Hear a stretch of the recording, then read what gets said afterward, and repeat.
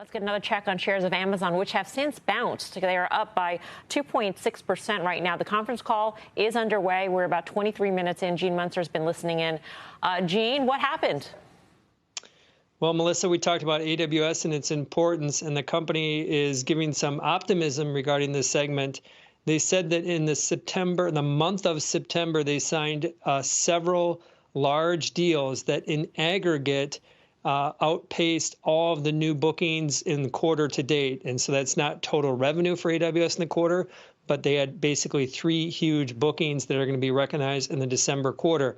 And when you put all that together, the street's at 14% growth for AWS in December.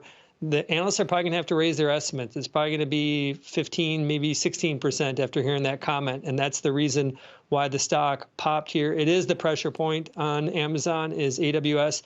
The reason why they're saying that they have won those deals is that since they have a leading market share, they've got all the data, and then the developers just bring the model to their data. Makes a ton of sense, but that's been the big takeaway from the call. I'm sorry, Gene, I must have missed it, but those new deals, when do they get booked? That's a 24 item? Correct. The new deals get booked in the December quarter, so we'll see that in AWS growth in December. So their analysts are going to have to raise their numbers for AWS for September. We'll see growth going from like 12% for December. We'll see growth go from like 12% in September to probably 16% in December. So they gave us guidance for the fourth quarter. So AWS is actually better than what analysts think. So there are other parts of the business that are weaker than what we think?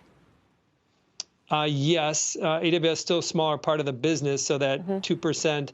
It probably comes a little bit from retail, but yes, that is correct.